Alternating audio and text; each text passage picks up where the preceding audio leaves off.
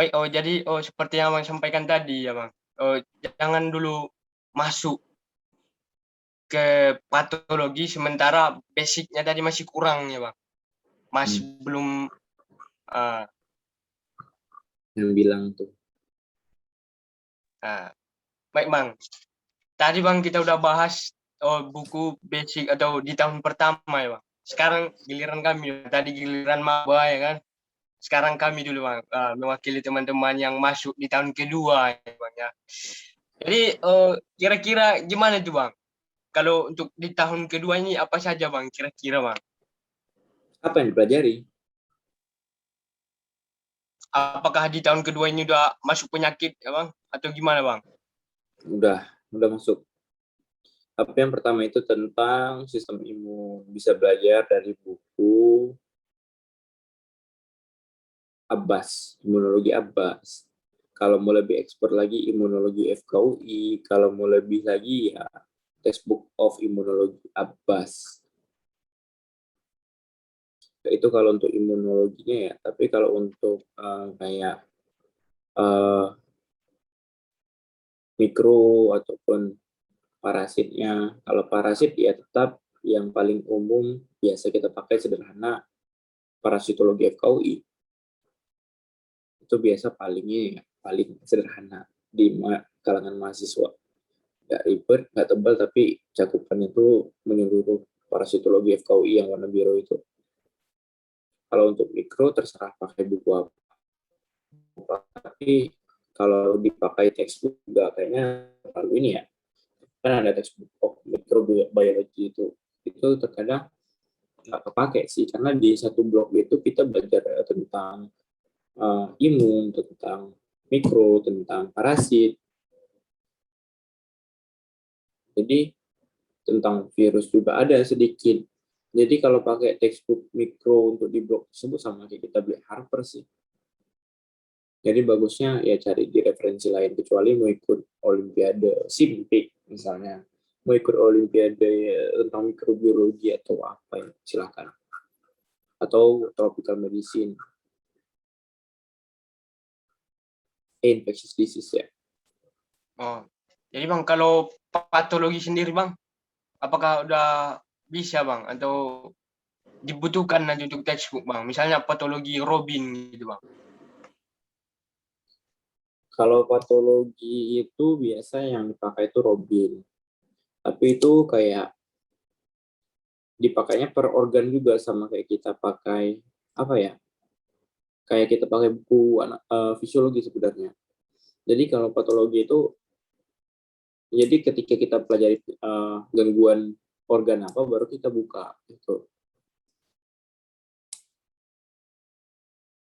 Patofisiologi nggak tahu sih, dulu saya pribadi nggak pakai, karena langsung abang nggak pakai karena langsung pakai ke buku-buku klinisnya. Karena di buku klinis itu udah lebih lengkap lagi sebenarnya. Kalau kayak patologi Robin ini kan dia itu kan kayak cakupan beberapa organ dijadikan satu buku.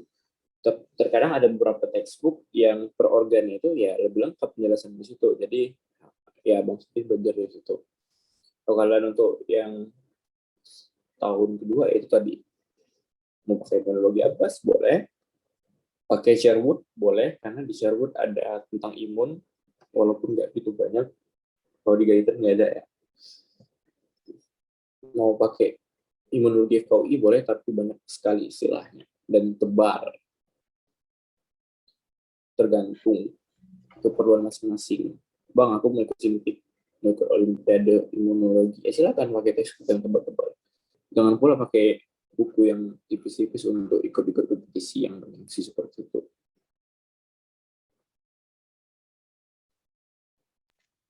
Kalau buku patofisiologi itu sendiri Bang, yang kira-kira recommended lah Bang, berdasarkan pengalaman Abang. Itu terbitan apa Bang?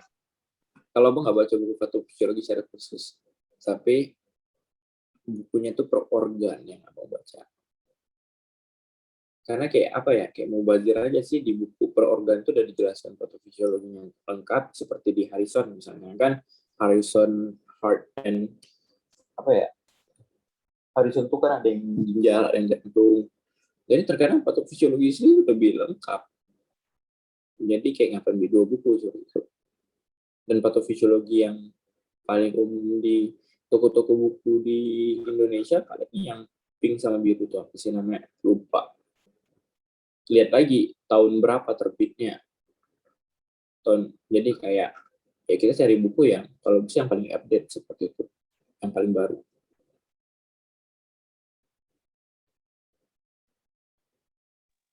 Oke Bang, kita masih sama yang selanjutnya. IPD Bang. Nah, itu kira-kira kapan Bang? Apakah masuk di tahun kedua untuk IPD itu sendiri Bang? IPD itu bukan IPD apa, IPD itu tahun kedua udah bisa sih sebenarnya. Tapi IPD apa nih? Yang paling sering Bang, yang kira-kira Bang untuk IPD Apa? yang merah ya, Bang. Yang biasa yang merah itu Bang. Kemana? Itu kan Bang ada 3 kan Bang, ada berpisah kan Bang, ada Buku ajar ilmu penyakit dalam. IPD itu ya Bang. nama bagian ilmu penyakit dalam. Bukunya itu ada Harrison, ada buku ajar ilmu penyakit dalam, macam-macam. Itu kalau di tahun kedua udah bisa sih. Kalau mau yang lebih ke arah klinis, itu bisa pakai buku ajar ilmu penyakit dalam yang tiga buku itu yang tebal-tebal. Karena di situ lebih membahas tentang klinis. Tapi kalau mau tentang pedalaman basic science-nya, Harrison tuh menjelaskan secara detail ya tentang bagaimana proses yang terjadi, patofisiologinya seperti apa, terus dasar apa sih basic science-nya itu seperti apa, kenapa terjadi fenomena ini, itu dijelaskan di Harrison. Tapi klinisnya nggak banyak, paling dia cuma memberikan, oh ini obat-obat yang dibutuhkan. Tapi kalau untuk buku ajaran penyakit dalam itu sendiri, patofisiologinya ada, tapi secara singkat, lebih kayak pemeriksaan, pengobatan, terapi. Nah, jadi sama-sama buku ilmu penyakit dalam, tapi membahas dari sisi yang berbeda. Baik Bang. Jadi Bang, kira-kira tadi ada lagi Bang, ada lagi nggak Bang untuk tambahan di tahun kedua Bang? Ya, tahun kedua kan belajar apa aja. Dia tuh per organ nantinya. Di neuro, lain lagi buku-buku yang direkomendasikan. Nggak bisa kita pukul rata satu buku kayak tahun pertama ya, satu buku untuk 1 tahun. Karena setiap ketika di tahun kedua ini kita kan udah belajar klinis gangguan ya, kita ketika belajar gangguan ya kita belajar bisa di PD, bisa di gangguan jantungnya langsung atau di buku neuronya gitu.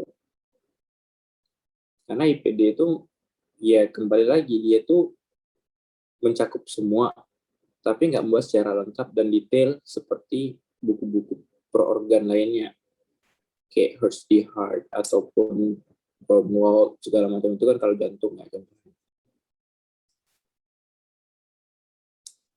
Oke Bang, ini ada ini Bang, menarik ini Bang. Kalau untuk buku Kapita Selekta sendiri Bang, ini kan banyak tuh Bang kan, ada yang apa langsung dia beli Kapita Selekta kan, soalnya sama pengobatan kan Bang kadang udah dibuat kan Bang, namanya Kapita Selekta itu Bang. Itu kira-kira gimana Bang? Cocok nggak Bang? Kami pakai sekarang Bang. Kapitas Recta itu dari yang pernah kami baca itu kayak rangkuman buku yang dirangkum misalnya sih. Jadi informasinya itu udah kayak inti dari intisari. IPD itu aja nggak menjelaskan lengkap. Misalnya abang nih pelajari tentang jantung kan, mendalami tentang jantung, klinisnya segala macam. IPD itu nggak tergolong mencukupi, tapi nggak terlalu dalam ataupun terlalu detail menjelaskan tentang jantung. Yang setebal itu ya, apalagi Kapitas Recta ya logika aja. Itu inti dari intisari. Mungkin Kapitas Recta itu dibutuhkan sebagai pocketbook dalam artian, oh si Rojulan udah belajar nih semuanya nih. Kemudian ketika dia pergi mau koas atau apa dia ada lupa-lupa, jadi dia tinggal buka aja. Oh ini kayak buku rumus-rumus pas zaman sekolah. Tapi untuk dijadikan pemahaman konsep dasar, apa yang mau dipelajari di situ cuma kasih pengertian obat dan segala macam, tapi kayak reasoningnya semua itu lebih lengkap di textbook pastinya. Oke Bang, super sekali ya Bang. Dari beberapa pemaparan tentang beberapa tadi. Ada nih Bang, pertanyaan dari teman kita. Ini alhamdulillah dia keterima katanya Bang di kampus kita ini Bang. Jadi dia ada chat saya Bang. Ada nih Bang pertanyaan yang khusus disampaikan buat Abang, ditanyakan selaku Abang kan udah berpengalaman di Olimpiade, di perlombaan-perlombaan atau beberapa kegiatan yang Abang lebih berpengalaman lah, bisa dikatakan Abang sesepuh gitu ya Bang. Sesepuh dia kau Kok bisa nimbal. kenal abang pula lagi?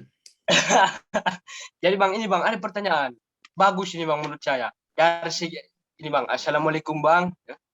Dari sekian banyaknya ilmu kedokteran, seperti tadi kan Bang ada anatomi, fisiologi, biokimia, histologi, farmakologi. Itu Bang, dia tanya begini, kira-kira yang harus kita fokuskan itu yang mana? Dan cara menghafal kita agar lebih mudah supaya kan tadi Bang banyak ilmu katanya.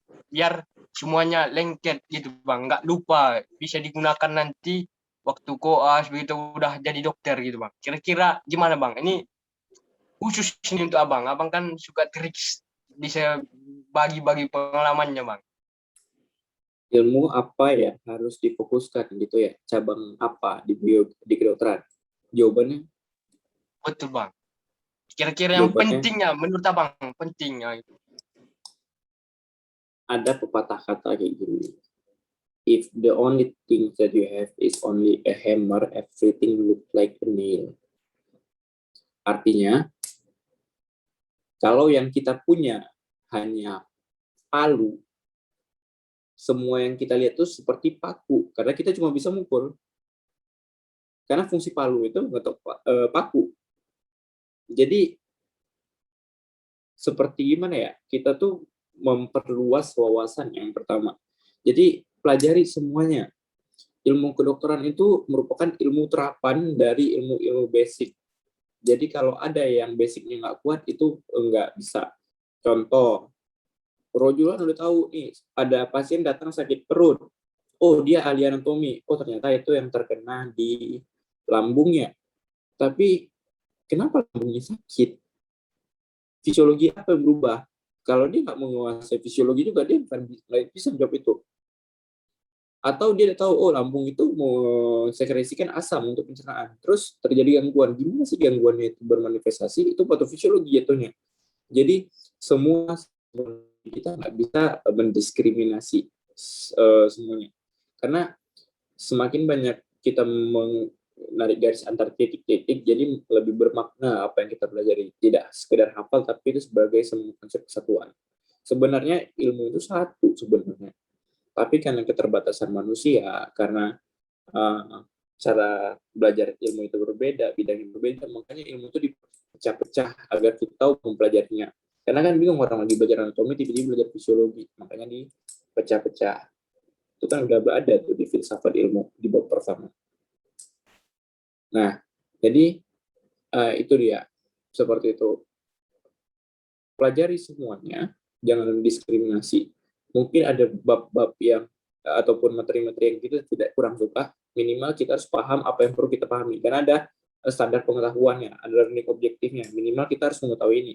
Contoh, Abang sendiri nggak gitu tertarik sama embriologi sebenarnya.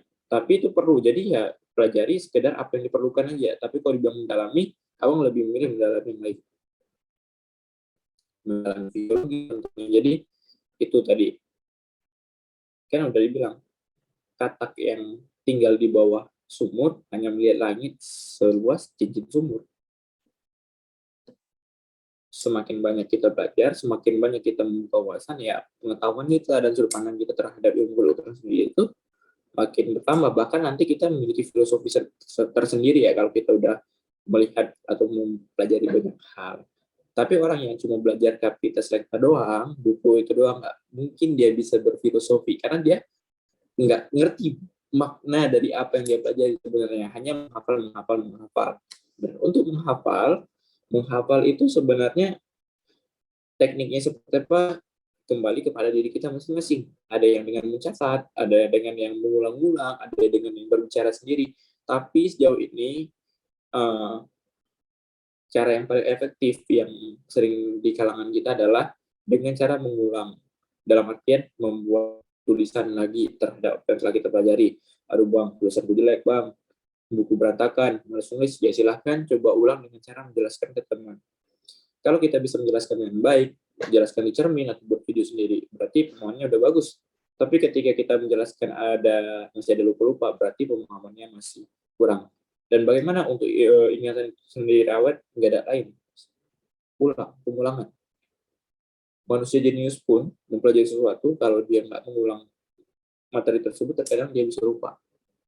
Jadi, kalau abang jarang ya menganggap sesuatu itu harus sesuatu yang harus ditakutkan, ataupun harus dihafal mati segala macam, enggak. Abang prinsipnya dalam belajar ini kita berkenalan sama orang lain. Oh, abang belajar fisiologi ya, kita berkenalan dengan dia.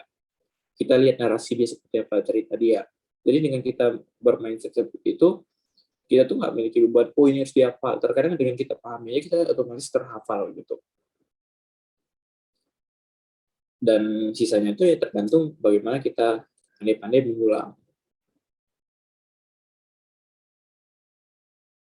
Ke Bang, baik Bang. Jadi ini Bang, ada pesan-pesan nggak Bang buat maba FK 2021 ini Bang?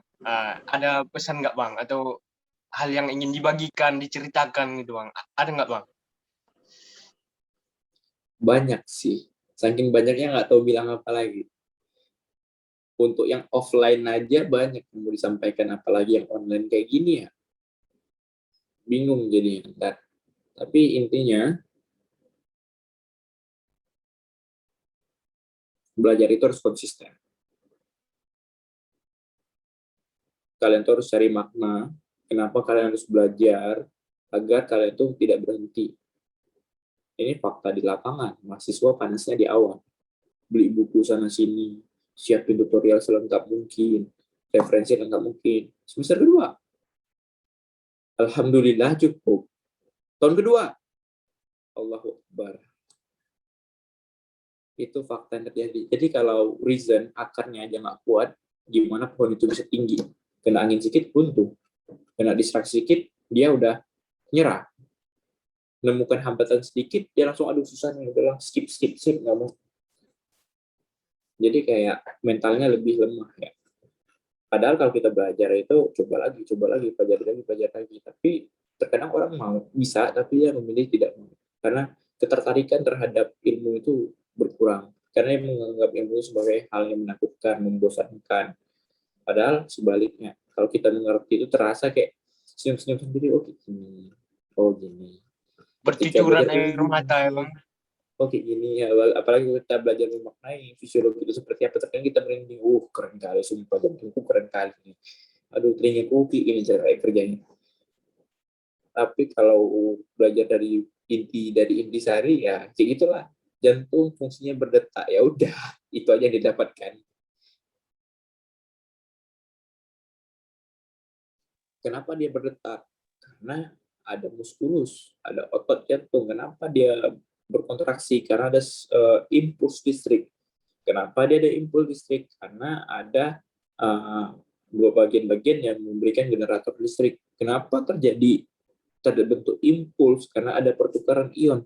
Kenapa ada pertukaran ion? Jadi kita kayak nanya-nanya terus sampai kita nemu jawabannya. Oh ternyata seperti ini. Nggak sesederhana buku SMP. Jantung fungsinya untuk memompa darah ke seluruh tubuh. Jadi untuk anak-anak kuliah, kalau kalian ilmu kedokteran ini kompleks, tapi tidak susah.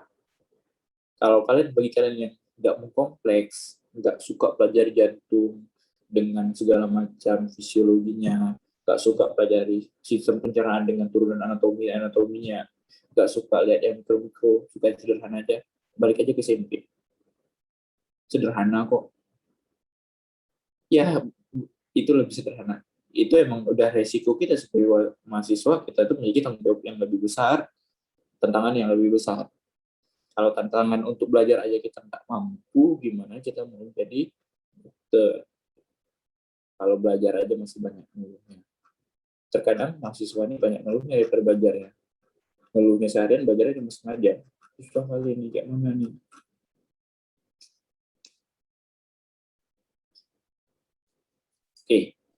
Apalagi Baik, Bang. Oke, Bang. Super sekali. Woi. per sekali bulan. Super sekali. Super sekali. Baik, Bang. Jadi bisa dapat disimpulkan ya, Bang, dari beberapa pemaparan Abang tadi ada satu hal yang menarik menurutku, Bang. Tadi waktu kita bahas buku yang tadi kan, Bang. Jadi satu kalimat sebenarnya, hiduplah sesuai kemampuan, bukan sesuai kemauan. Gimana, Bang? Cocok, Bang? Gitu. Jadi Emang jangan sampai lebih besar pasak daripada tiang. Jangan sampai ada yang mubazir gitu ya, Bang. tapi ada pepatah kata yang mengatakan sebaliknya. The Gimana will tuh, must Bang? be Ya, the will must be stronger than the skill. Kemauan itu harus lebih besar daripada kemampuan. Karena kalau kemauannya nggak ada, kemampuannya di situ-situ aja. Justru kemauan kita itu yang menggerakkan kemampuan kita itu berkembang. wes. Ya, wah. Nah, jadi tinggal teman-teman pilih ikuti yang mana ya, ikuti yang mana. Hiduplah sesuai kemampuan atau yang dibilang Abang tadi ya. Kemauan harus Kemauannya harus lebih besar, besar daripada kemampuannya mengikuti. kemampuan. Ya, terserah teman-teman sekalian lah. Yang kalau ada komentar ya langsung aja komentar di bawah ya, ada saran gitu. Jadi Bang gini Bang, di channel ini kan Bang ada di sesi akhir kita selalu buat kata-kata motivasi seputar kehidupan gitu. Sekarang giliran Bang. Satu statement penutup Bang. Udah Statement tadi penutup kan. Bang. Nah, Abang ini kan terkenal ini di kampus yang banyak filosofi ahli filsafat kan Abang Bang di kampus. Beragam buku filsafat udah tamatkan. Nah, ya, gimana nih Bang? Statement penutup lah Bang dari Abang. Statement penutup. Jadi ketika kita belajar ilmu kedokteran, what is the basis atau the base? Maaf, ada chat barusan. Sebenarnya inti dari kedokteran itu apa sih? What is the base of medicine? What's the essence of medicine? Apa sih inti dari kedokteran itu? Inti dari kedokteran itu sebenarnya to care. To care. Bagaimana kita itu peduli terhadap orang lain. Jadi kalau rasa peduli itu nggak ada, motivasi kita tuh biasa cenderung lemah. Ada masanya terkadang kayak kita lagi belajar misalnya tentang sesak nafas gimana ya kalau nanti ada pasien ataupun keluarga sendiri yang sesak nafas nggak tega lihat. Jadi kita tuh kayak semangat untuk belajar. Rasa kemanusiaan itu ada kayak whenever apa sih Aristoteles ya ada beberapa kalimat yang dimanapun kedokteran itu disukai di situ ada rasa cinta terhadap kemanusiaan. Jadi itu belajar kedokteran itu bukan numpuk ilmu ya, tapi bagaimana kita peduli sebenarnya ke orang lain dan bisa bermanfaat, berkontribusi. Oke Bang, karena manusia yang bermanfaat itu adalah manusia yang paling bermanfaat bagi manusia lainnya. Itu ya Bang? Kata almarhum B.J. Habibie, jadilah seperti mata air. Kalau mata airnya bagus, lingkungannya itu bisa mendapatkan manfaat yang baik. Tapi kalau mata air yang kotor, semuanya bisa ikut tercemar. Oke Bang, super sekali ya. Jadi Bang, terima kasih ya Bang telah mampu ataupun telah memberikan waktunya ya Bang, meluangkan waktunya di tengah kesibukannya sekarang ya Bang dalam masih penelitian ya Bang. Sih, enggak Ya lagi Bang, buat semoga skripsi. ya Bang, kita sama-sama berdoa semoga penelitian Abang ini lancar ya Bang, ilmunya berkah ya Nanti Bang kalau dunia. adik masuk, jumpa lah ya.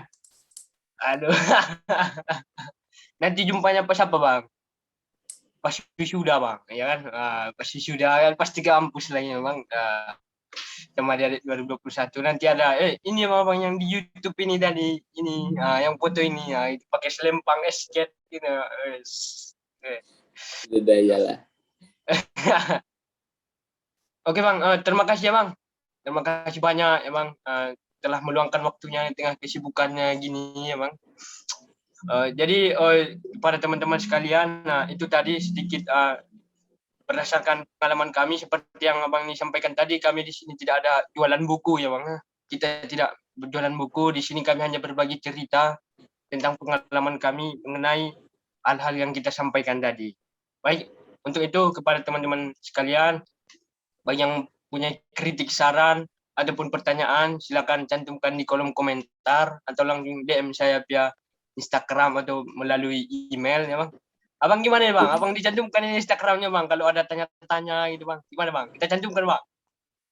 Bebas tapi DM aja nanti. Oh, Karena kalau langsung call gitu ya kadang abang nggak tahu siapa.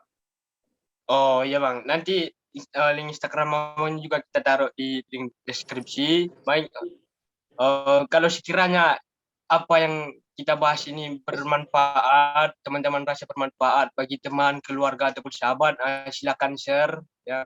Baik, dan juga subscribe untuk terus mendukung channel ini. Baik, sekian dari kami ya. Saya Rujulan Ilham Habibi Nur ini mewakili Bang F atau Bang Rizky Pajaran Danu. Wabillahi taufiq wal hidayah. Wassalam.